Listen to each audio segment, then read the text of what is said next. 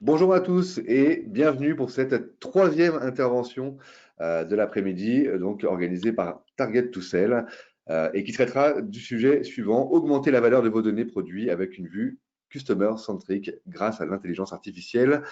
N'oubliez pas que ces webinaires sont totalement interactifs. Vous pouvez donc poser vos questions aux intervenants qui se feront un plaisir d'y répondre en fin de webinaire. Merci, bon webinaire. Je passe tout de suite la parole à François. François, c'est à vous. Très bien, merci. Merci Julien. Bonjour à tous. Je vous propose qu'on démarre directement et que Antoine, je te laisse te présenter. Bonjour à toutes et à tous. Antoine Revillon, donc moi je suis Product et Delivery Directeur chez Rubix. Rubix est une société leader dans le monde de la distribution de fournitures industrielles. On présentera peut-être un peu plus la société après. Moi, ça fait 9 ans que je suis dans cette société. J'ai occupé deux principaux postes. Un poste pendant 4 ans d'e-commerce manager pour la France. Et puis, depuis à peu près 5 ans, en charge du produit et du delivery au niveau du groupe européen. Voilà. Je suis en charge d'une équipe d'une quinzaine de personnes, product owner, UX designer, architecte, project manager. Très bien. Et tu es basé à Lyon. Et basé à Lyon, ouais, exactement. Capitale de la gastronomie. Très bien. Et donc, François Zizerman, donc je suis le président et cofondateur de Target to Sell. Et ça fait 8 ans, alors pas 9 ans, mais presque 8 ans que je travaille à Target to Sell. Et d'ici quelques minutes, d'ailleurs, je vais vous présenter rapidement Target to Sell. On va peut-être se donner, je vois que le nombre de participants augmente encore, on est encore au tout début, donc on va, euh, on va démarrer gentiment. Donc justement pour démarrer, je vous propose de vous présenter rapidement Target to Sell, et puis ensuite Antoine, tu pourras nous présenter Rubix. Donc, Target to Sell, notre métier, en quelques mots, hein, c'est d'améliorer la performance des sites marchands en personnalisant l'expérience de chaque client. Et on fait ça avec une plateforme temps réel d'intelligence artificielle et avec un aspect extrêmement important qui est le contrôle, le pilotage par les enseignes de la solution. Donc, on a une de nos caractéristiques, c'est que notre solution, comment dire, on a spécialisé son utilisation avec 3 modules qui correspondent à trois scénarios assez différents finalement, basés sur la même techno, mais trois usages différents. Un module qu'on appelle Recommand, un deuxième qu'on appelle Organize, un troisième qu'on appelle Inspire. Donc, Recommand, c'est de la recommandation produit. Inspire, c'est de l'organisation, le tri des pages listes. Organize, pardon, et Inspire, c'est de la recommandation de médias. Mathilde, merci. Donc, on a depuis 8 ans, on a beaucoup d'enseignes qui nous font confiance et ça, c'est quelque chose de très important pour nous, qui travaillent souvent depuis pas mal d'années avec nous. Si je prends l'exemple d'Auchan, par exemple, on travaille depuis 2014 avec eux. Rubix, ça fait aussi pas mal d'années qu'on travaille ensemble. Et donc voilà, notre solution est utilisée finalement dans des domaines assez variés, la mode, le retail, les pure players et puis le B2B. Et le B2B sera notre sujet d'aujourd'hui. Donc quelques chiffres clés sur Target to Sell. Donc on existe depuis 2012. On est une trentaine d'employés avec un très fort centre de gravité R&D. La solution est utilisée dans plus de 500 sites. On a 3 bureaux en Europe. Et pour donner un chiffre qui montre bien l'importance de la techno dans une boîte comme la nôtre, c'est qu'on a investi 10 millions d'euros depuis la création de la boîte sur la plateforme. Donc voilà pour Target to Sell. Alors, Antoine, est-ce que tu peux nous présenter Rubix? Oui. Alors rapidement, donc Rubix, comme je vous le disais, on est leader de la distribution de fournitures industrielles en Europe, ce qu'on appelle en anglais le MRO, Maintenance Repair Operation. Rubix, en fait, c'est une société assez récente. Le nom Rubix date d'il y a 2 ans. On va tout juste souhaiter nos 2 ans d'existence et c'est issu en fait de la fusion de deux sociétés, IPH, qui était principalement basée en France et dans quelques pays limitrophes, et Brammer, qui avait un footprint beaucoup plus européen. Donc, c'est deux sociétés qui ont fusionné pour donner le leader de la distribution de fournitures industrielles. C'est 8000 employés aujourd'hui en Europe, chiffre d'affaires de 2,3 milliards, présent dans 23 pays. On a un focus très évidemment B2B, mais B2B assez orienté grand compte. On en reparlera peut-être un petit peu après, mais on a deux principaux types de clients, les grands comptes et on va dire les medium size business, qui sont aujourd'hui nos clients et qui nous achètent tout ce qui leur permet de fonctionner au niveau de leur production, site industriel de production. Très bien. Et écoute, c'est une question forcément qui me vient à l'esprit. Comment s'est passée cette drôle de période par rapport au Covid, évidemment? Ouais, évidemment, je pense qu'on a tous vécu ça de manière différente, mais avec tous un peu les mêmes problématiques, c'est-à-dire une problématique évidemment de business déjà. Le business a évidemment souffert du fait de ce confinement et que nos clients avaient fermé la plupart de leurs entrepôts et de leurs lignes de production. On a travaillé aussi évidemment beaucoup sur le remote. On a la chance au niveau du digital, qui est un deuxième challenge, de pouvoir continuer l'activité avec des équipes qui étaient plutôt bien équipées au niveau du remote. Donc on a pu travailler à distance de manière efficace. Et puis, comme on le voit souvent dans les articles qui paraissent aujourd'hui sur les différents réseaux médias, c'est que le digital a tiré aussi un peu profit de cette situation pour accélérer notre digitalisation. Et je dirais, on a réussi, là on vient de se faire une petite synthèse avec les équipes, mais le feedback des équipes, c'est de dire qu'en 6 semaines, on a réussi à mettre en place des choses qu'on aurait pu mettre en place en 6 mois de manière plus, on va dire, standard, et ce qui nous a permis vraiment d'accélérer sur pas mal de sujets pour digitaliser la force de vente, avec notamment des solutions de chat en ligne ou encore de systèmes de devis en ligne, par exemple, qui étaient des choses qu'on avait un peu dans notre backlog produit et qu'on a pu lancer assez rapidement du fait de la situation qui nous obligeait à trouver des nouveaux moyens de communication avec nos clients B2B. Oui, c'est un signe de santé pour une entreprise que de s'adapter rapidement dans un tel contexte. Par rapport aux ventes, c'est quoi les principaux canaux de vente pour Rubix? Alors aujourd'hui, de manière très simple, aujourd'hui on a encore plus de 80% de nos ventes qui se font par les canaux traditionnels, des commerciaux sédentaires et des commerciaux itinérants qui sont basés dans nos 650 agences en Europe, 150 en France et 650 en Europe. Ça représente encore 80% du business avec de la visite client, des canaux traditionnels, la vente, le téléphone, l'email, le fax, même encore. Ça peut paraître surprenant, mais c'est toujours d'actualité. Et puis, les 20 autres pourcents, on va dire, on a un peu en dessous de 20% qui est le canal digital. Le digital dans le B2B, c'est pas que le webshop et le mobile. On a aussi ce qu'on appelle tout ce qui est l'EDI, donc les interfaces avec les systèmes d'information de nos grands clients, et également le Vendor Machine Inventory, donc tout ce qui est, on va dire, vente et gestion des stocks sur les sites de nos clients avec une réappro automatisée. Donc le web, l'EDI et la VMI, ça représente à peu près 20%. Et si je fais sur ces 20%, on a à peu près 10% avec le web et 10% avec le DI et la VMI, pour faire ça. D'accord. Très bien. Et sur la partie site marchand, vous en avez en fait plusieurs? Oui. Alors, on a aujourd'hui, donc comme vous l'avez compris, on est issu de pas mal de rachats et de fusions. Donc, on a une trentaine aujourd'hui de sites marchands en Europe sur nos 23 pays. Des sites marchands du coup issus de choix techno, de choix stratégiques et business différents. Des sites qui sont parfois des sites très simples avec peu de produits et sous des technos assimilés à des technos B2C comme du Drupal ou du Magento. Et puis on a un vrai focus aujourd'hui pour rationaliser notamment ces sites-là et les migrer tous sur notre plateforme un peu standard, qui est une plateforme SAP Hybris. Voilà. Oui, parce qu'en fait, quand tu nous as parlé, quand tu nous as présenté au début Rubix, tu as parlé de la dernière fusion finalement qui a généré le changement de nom. Mais avant ça, il y avait déjà eu une logique d'acquisition, en fait.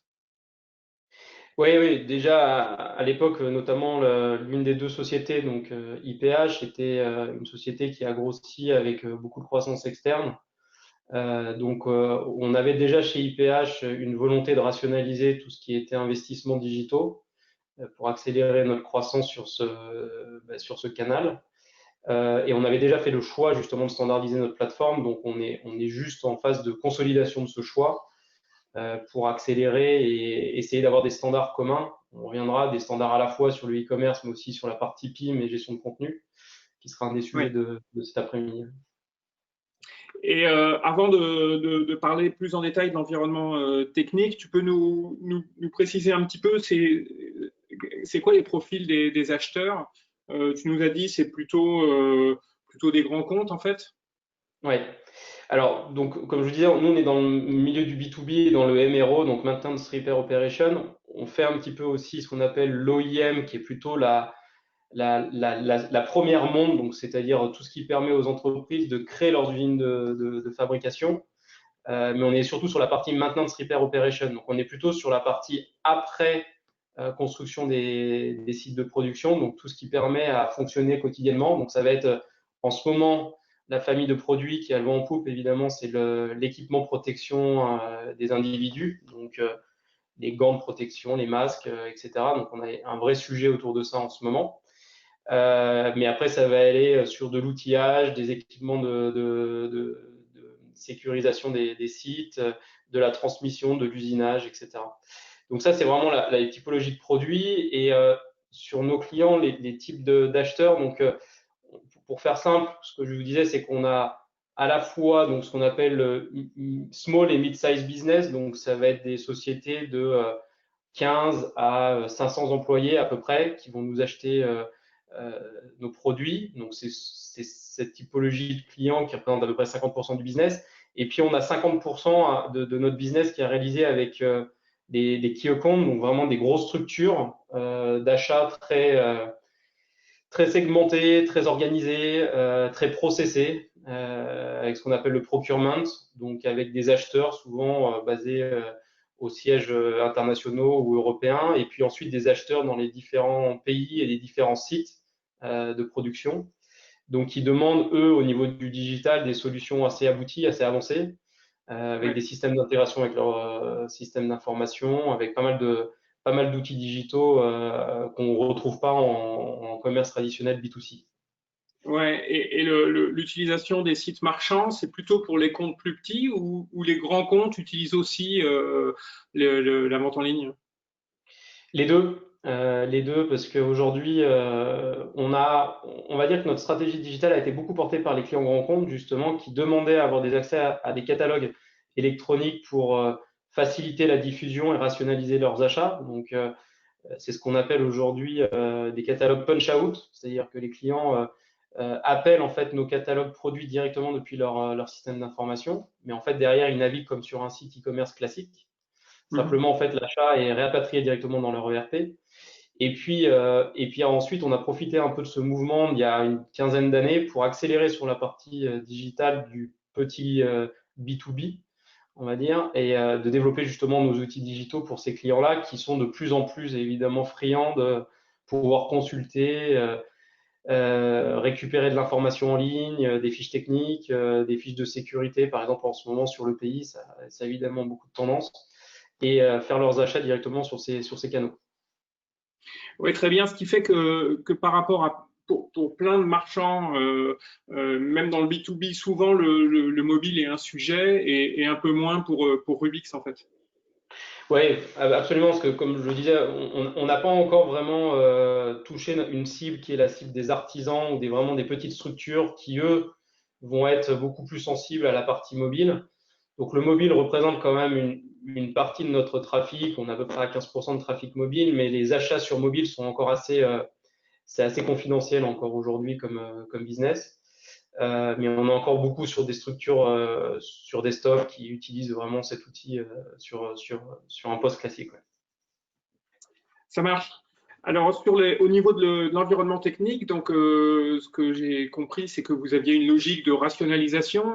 C'est un sujet sur lequel vous travaillez depuis finalement quelques années, puisque vous aviez démarré ce chantier avant le merge entre IPH et, bref, pour donner Rubix. Merci, vraiment. Donc aujourd'hui, c'est cette plateforme technique sur laquelle vous migrez les différents sites e-commerce. Elle est composée de c'est quoi les principales briques? Donc aujourd'hui, on a un système, donc un master data management qui permet vraiment de gérer la création de l'article en centrale au niveau européen pour n'avoir qu'une donnée en fait unique créée au niveau de l'Europe. Ce master data est connecté à un PIM, donc sur la base de la techno SAP Imbris. Donc ce PIM nous permet vraiment de gérer la partie rich content, donc l'enrichissement vraiment du produit, de la description, fiches techniques, photos, attributs techniques, etc. On a une plateforme du coup aussi e-commerce qui est sur cette même éditeur SAP Imbris. Et puis après, évidemment, on a pas mal d'API tels que Target to Sell, sur lequel du coup on travaille pour tout ce qui est recommandation, merchandising. Et puis d'autres API tierces sur lesquelles on a pu développer par exemple des solutions de chat ou des solutions d'A/B testing, etc. Ça marche. Juste pour être sûr que j'ai bien compris sur la partie produit, entre le MDM et le PIM, c'est deux briques séparées ou alors en fait c'est regroupé dans un seul composant? Alors chez nous aujourd'hui, c'est deux briques séparées. D'accord. On a bien une base qui nous permet de créer l'article en centrale, qui nous permet vraiment d'avoir une unicité de l'article, parce que quand on a 23 pays avec parfois plus d'une trentaine de marques différentes ou de sociétés différentes, on souhaite avoir une création unique de cet article qui ensuite sera diffusé dans les différents ERP. Et donc là, on va vraiment que créer la data brute. Donc c'est vraiment l'objectif. On n'enrichit pas dans le MDM de produit. C'est vraiment le PIM qui va jouer ce rôle de catalyseur et d'amélioration du contenu pour la diffusion sur les canaux digitaux, papier, mobile, etc. Donc si je comprends bien, le MDM alimente les ERP et puis alimente le PIM. Et Exactement. après, c'est une fois que ça remonte au niveau du PIM que ça peut réalimenter les différents sites e-commerce. Absolument, oui, c'est ça. Très bien. Alors, tu nous as parlé de Target to Sell, alors forcément, ça m'intéresse. Pourquoi vous vous êtes intéressé à une telle solution? Et Target to Sell, en fait, c'est venu d'enquête client, pour faire très simple. On essaie d'être le plus customer-centrique, comme beaucoup. Mais si on remonte, c'était il y a 5 ans, un peu plus de 5 ans même. On avait lancé un petit questionnaire lors de la refonte de notre site e-commerce à l'époque pour demander un peu à nos clients quel type de fonctionnalité ils souhaitaient avoir sur notre site e-commerce avant la refonte. Et l'un des éléments qui est remonté en premier, c'était on veut avoir de la recoproduit, on veut que vous nous accompagniez dans nos choix en ligne. Faut comprendre qu'aujourd'hui sur Rubix maintenant, mais à l'époque IPH, il y a une vraie problématique sur la volumétrie de nos catalogues. On a énormément de produits avec des déclinaisons en ce qu'on appelle en SKU d'un produit décliné en plusieurs tailles, en plusieurs variants. Et c'était une vraie attente de nos clients de pouvoir les guider, les accompagner dans ces choix de produits complémentaires, de produits associés, etc. Donc l'un des sujets était celui-ci, c'était customer feedback. Qu'est-ce qui nous permettait de passer un cap et d'améliorer notre site. Donc on a fait le tour des solutions et puis on a fait le choix de Target to Sell principalement pour ça, pour répondre aux attentes de nos clients. Et avoir une solution, on va dire, rapidement efficace sur le marché. On n'avait pas réinventé quelque chose chez nous. Le contenu, on était encore au balbutiement du contenu et l'objectif, c'était d'avoir une solution auto-apprenante qu'on pouvait rapidement mettre en place sur un site e-commerce. Ok, et donc il y a des gains, comment tu vois les choses? Il y a des gains court terme et puis des choses que tu vois sur un plus moyen long terme? Oui. Ouais, en gros, sur les gains court terme, évidemment, déjà, c'était de pouvoir améliorer l'expérience client sur notre site en ayant des fonctionnalités, on va dire, qui étaient assez best in class sur des sites B2C, mais à l'époque, pas encore très diffusés sur des sites B2B. Donc, l'objectif, c'était évidemment de répondre à nos clients et de proposer ce type de fonctionnalité. le court terme, c'était aussi, comme je le disais, c'était pas de réinventer l'eau chaude, hein, c'était de dire aujourd'hui, on se doit d'avoir des solutions et d'utiliser les solutions du marché qui mettent de l'argent sur de la R&D pour répondre à ce type de problématique et pas de réinventer ça en développant notre propre solution. Donc, on souhaitait avoir ça rapidement sur les pages produits, les pages résultats, les pages paniers pour faire de la vente complémentaire. Et l'objectif, évidemment, c'était de pouvoir générer assez rapidement de la vente additionnelle. Pour info, il y a 5 ans, un client achetait chez nous en moyenne 2 familles de produits, quand aujourd'hui on a 9 familles de produits différentes. Ah oui. En fait, les clients, ils nous connaissaient pour une catégorie de produits, mais ils ne savaient pas spécialement, ou en tout cas, ils n'avaient pas fait la démarche d'aller acheter autre chose que la famille de produits pour laquelle on était connu chez eux ou référencé chez eux. Donc, ces solutions nous permettaient d'aller améliorer cette vente croisée. Voilà. Oui, ça marche, oui, de 2 à 9, ça fait pas mal. Alors, petite parenthèse, pouvez tous poser des questions. Et pour ça, vous devez avoir une petite zone pour poser vos questions et on pourra y répondre en fin de présentation. Antoine, par rapport à la mise en place d'une telle solution, c'est quoi finalement les difficultés, les points qui ont été difficiles ou les points qui sont encore difficiles à traiter? La première difficulté, ce que j'évoquais un peu plus tôt, c'est la volumétrie en fait de nos catalogues produits. Je donnais pas de métrique, mais on a plus de 10 millions d'articles dans notre MDM, on en a plus de 4 millions dans notre PIM. Du fait de la disparité un peu de nos clients et de nos marchés qui vont être différents d'un pays à l'autre. Donc du coup, en fait, on a une problématique, c'est vraiment gérer cette taille de catalogue, la complexité pour apporter une bonne recommandation à un client. Donc évidemment là-dessus, on a pas mal travaillé avec Target to Sell. On a aussi une problématique, par exemple, c'est que d'un client à l'autre, on va avoir des catalogues qui ne seront pas les mêmes au sein d'un même pays. Hein, je veux dire, si je prends l'exemple de la France, on a à peu près 150 000 articles sur un catalogue standard, mais pour certains clients, on va être capable de faire des catalogues restreints à 1000 ou 2000 articles, et pour d'autres clients, étendre le catalogue à 500 000 articles. C'est des choses qui sont nécessaires en B2B. Donc derrière, il faut être capable d'apporter une recommandation qui va être dans le scope du catalogue du client. Donc ça, c'est une problématique, c'est la volumétrie.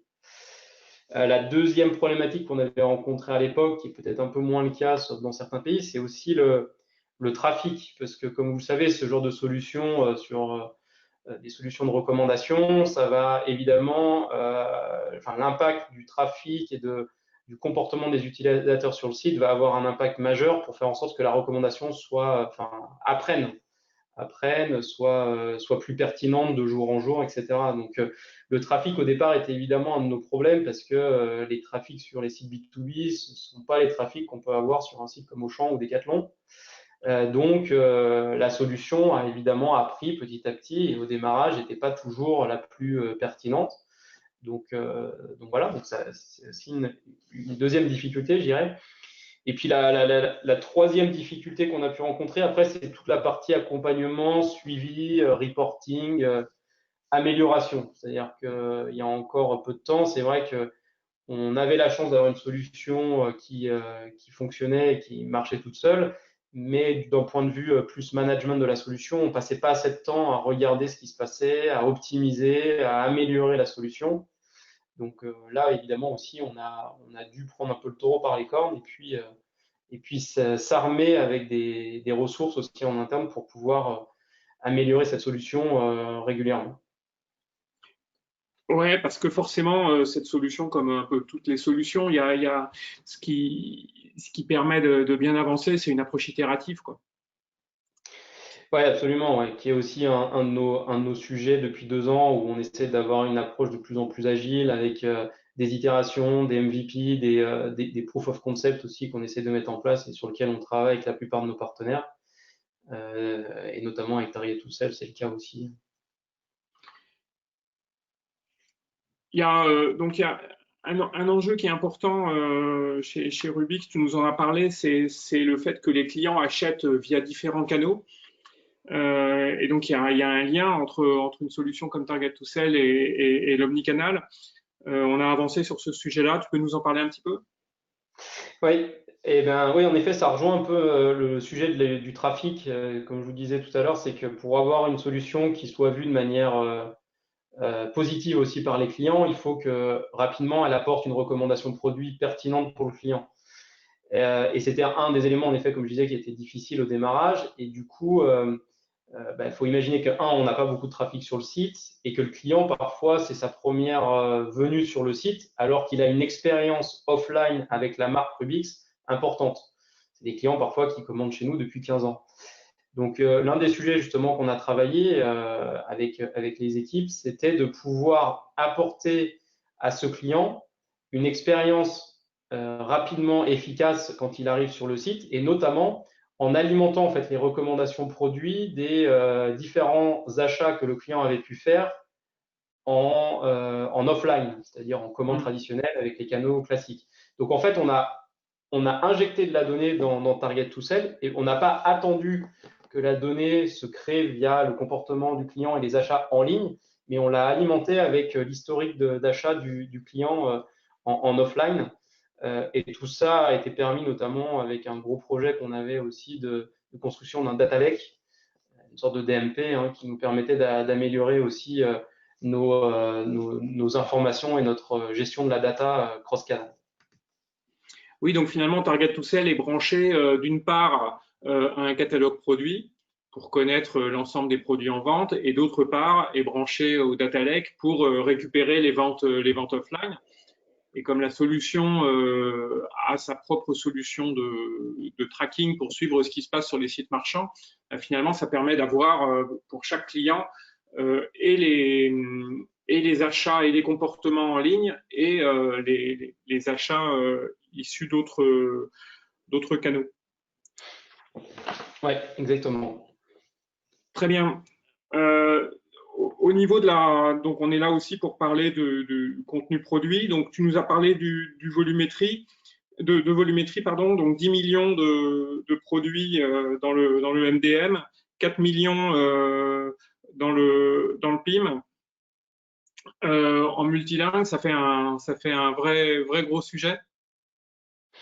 Ouais, c'en est un. C'est vraiment un vrai sujet. Je pense qu'on n'est certainement pas les seuls, ni en B2B ni en B2C, à avoir ces problématiques autour du contenu.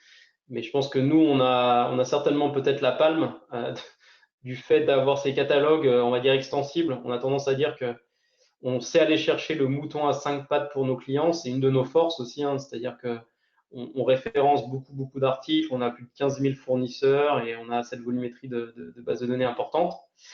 Maintenant, évidemment, c'est un challenge parce qu'en digital, à part s'appeler Amazon et gérer une marketplace ou mano mano, c'est difficile de gérer autant de contenu en interne.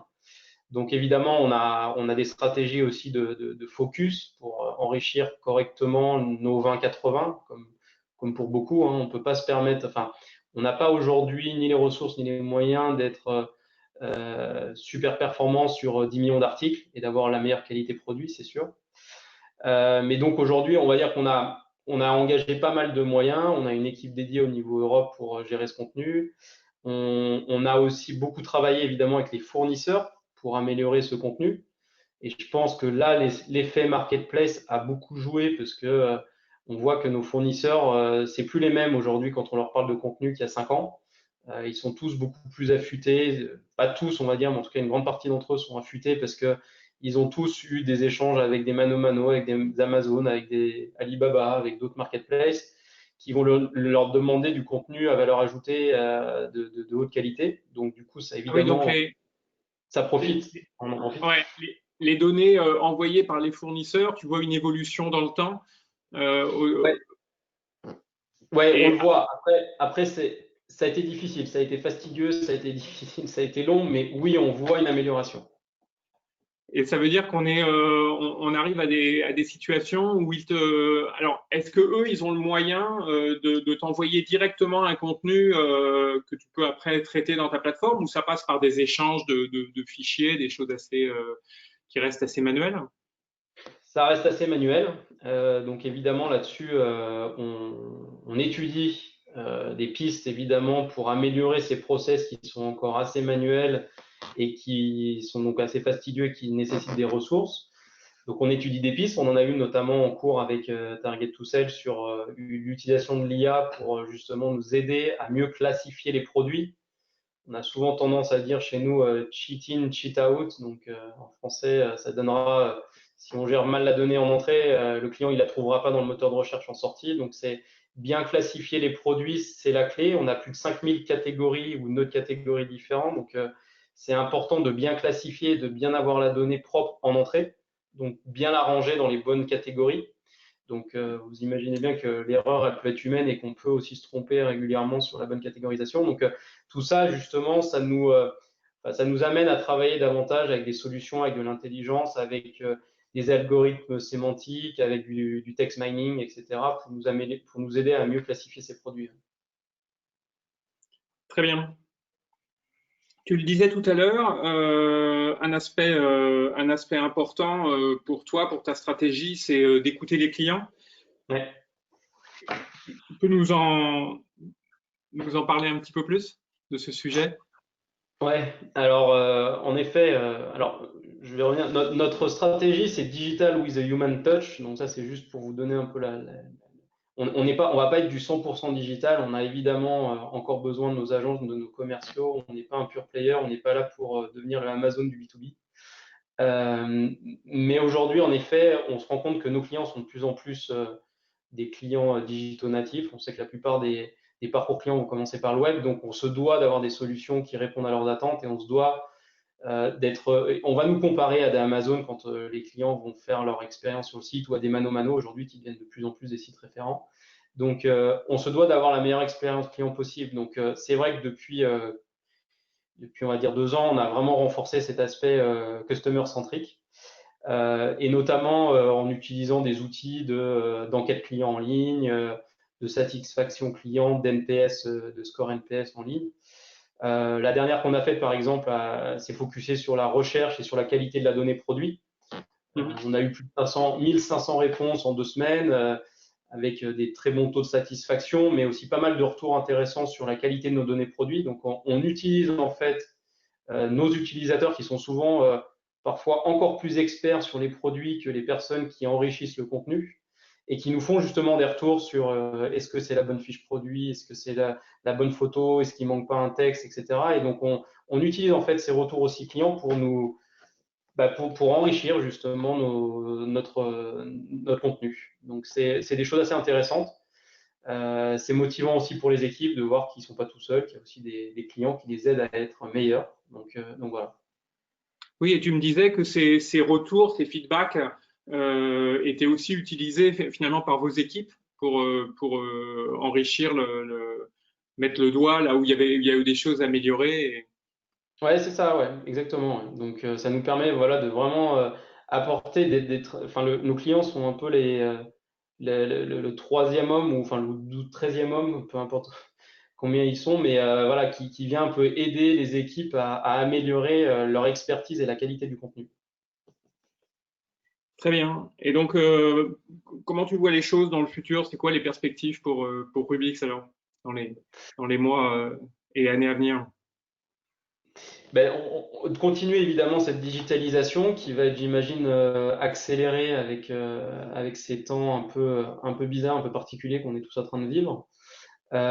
Évidemment, continuer à apporter les bons outils à nos clients, donc avec pas mal de focus sur la qualité du contenu, évidemment, encore une fois, sur l'expérience et l'UX sur les sites, faciliter ce qu'on appelle le easy of doing business with Rubix, donc des solutions pour leur permettre, par exemple, de pouvoir gérer des demandes de devis en ligne sur des produits qu'on n'aurait pas dans nos catalogues, pouvoir discuter avec des experts via chat ou via mobile, etc. Donc tout ça, c'est vraiment des stratégies importantes. Et puis dans tout ça, évidemment, la data, mais la data intelligente. Donc on a beaucoup investi ces dernières années là-dedans avec ce projet de Data Lake pour améliorer, personnaliser l'expérience du client, pour faire en sorte qu'il ait la meilleure expérience possible et la plus personnalisée possible parce que d'un client à l'autre, même en B2B, la personnalisation est très importante. Oui, et de réussir à proposer une expérience cohérente, finalement, quel que soit le canal de contact avec le client. Exactement. Exactement. Très bien, merci. Alors, je vois qu'il y a quelques questions. Donc, il y a une première question qui est, j'ai entendu Customer Centric pour Rubix. Avez-vous un outil de CMDM intégré? Comment s'intègre-t-il avec le MDM? Alors, c'est pointu parce que je ne sais pas ce que c'est qu'un outil de CMDM. Alors moi, je suis pas l'expert non plus en Master Data Management, parce que c'est pas justement l'outil qui est à proprement parler géré par l'équipe digitale, c'est plutôt géré par les équipes IT. Euh, donc c'est peut-être pour customer, le customer data management, peut-être je sais pas si c'est le cas. Si c'est le cas, non, on n'a pas d'outil de centralisation de la partie client, si c'était la question. Et quelle était l'autre partie de la question? Bah, comment s'intègre-t-il? Si je comprends bien, mais je suis comme toi, c'est des sujets que je Ouais, connais pas plus que ça. La question, si je comprends bien, c'est comment s'intègre le CMDM avec le MDM. avec le MDM, ouais. Donc voilà, donc la réponse, je pense que le CMDM est bien le sujet du Customer Master Data. Donc on n'en a pas, et en effet, du coup, de ce fait, on n'a pas d'intégration vraiment avec le MDM. D'accord. Et donc la deuxième question que je vois, c'est quel est l'outil privilégié pour gérer votre fonctionnalité de cross-sell? Le cross-selling, aujourd'hui, on utilise un Target to Sell, hein, comme je le disais, comme outil qui va nous permettre de faire de la recommandation produit et de la recommandation croisée. Parce qu'avec Target to Sell, vous avez à la fois la possibilité de laisser l'algorithme faire les propositions de recommandations, mais vous pouvez aussi, si vous le souhaitez, reprendre la main sur les recommandations et pousser des recommandations manuelles si vous avez envie de faire du marketing plus push, on va dire. Simplement, par expérience, hein, alors je pense que c'est aussi parce qu'on n'a pas toujours les bonnes ressources ni les bons scénarios, mais on s'est rendu compte que quand on a fait du push sur des recommandations via l'interface Target to Sell, les performances étaient moins bonnes que quand on laissait l'algorithme faire. Malheureusement, je pense que la machine est plus forte que l'homme, et on a beau vouloir pousser tout ce qu'on veut en marketing, c'est pas toujours ce qui plaît aux clients. Donc voilà. Donc après, on a aussi une volonté quand même de scénariser davantage, parce qu'aujourd'hui, Target to Sell, on n'a qu'un seul emplacement de produits complémentaires, associés, etc. Et notre objectif là, dans les prochains mois, c'est de scénariser aussi ces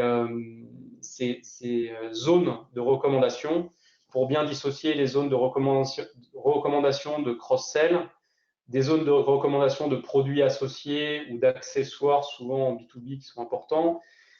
Et encore une autre zone, par contre, celle-ci, elle est déjà différenciée, ce sont les produits similaires pour vendre, par exemple, notre marque propre. Donc ça, c'est encore autre chose. On ne gère pas via Target to Sell, ces produits similaires, on le gère en interne. Mais voilà, donc l'objectif, c'est de bien scénariser pour faire en sorte que on explique bien au client ce qu'il peut trouver. Parce que parfois, on mélange un peu les choux et les carottes. Ouais, absolument. Donc, il y a un point sur lequel je pouvais revenir un petit peu. Tu en as parlé, c'est la problématique de la quantité de données. Il y a moins de trafic sur un site B2B que ce qu'on peut avoir sur des sites Ouais. B2C, forcément. Maintenant, nous, depuis longtemps, on travaille avec des sites B2B et Rubix en particulier. Et en fait, ce dont on s'est rendu compte, c'est que c'est vrai qu'on a moins de données.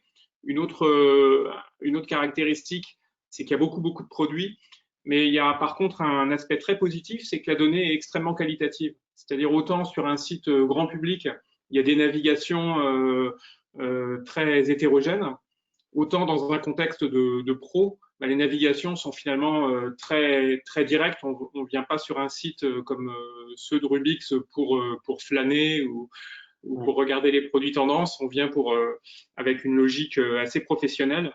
Et résultat, une solution comme la nôtre basée sur de l'IA auto-apprenante, bah, finalement, va réussir à apprendre relativement vite. Un autre atout que vous avez, alors vous avez un très gros catalogue, le catalogue il évolue, mais finalement il a une vitesse d'évolution qui est plutôt moindre si on compare à des secteurs comme la mode où il y a des renouvellements qui sont beaucoup plus rapides et qui rajoutent une complexité pour le coup sur des solutions comme les nôtres. Oui, absolument. Je confirme qu'en effet, on a un taux de renouvellement de produits qui est assez faible en B2B, et donc ça permet de stabiliser en effet la donnée et de faire en sorte que l'algorithme apprenne sans trop être bouleversé quotidiennement. Très bien. Alors, je ne vois pas de nouvelles questions, donc on est pile poil dans le bon timing. Merci à tous. Merci Antoine. Bonsoir, merci Antoine et merci à tous nos participants. Merci pour ces enseignements précieux. Vous pourrez évidemment les retrouver donc lors du replay qui vous sera distribué automatiquement sous 24 heures. Et puis pour nous, ça continue pour la dernière intervention de la journée. On se rejoint dans quelques minutes pour la dernière intervention. Merci beaucoup. Au revoir. Merci à tous d'avoir assisté. Au revoir. Au revoir.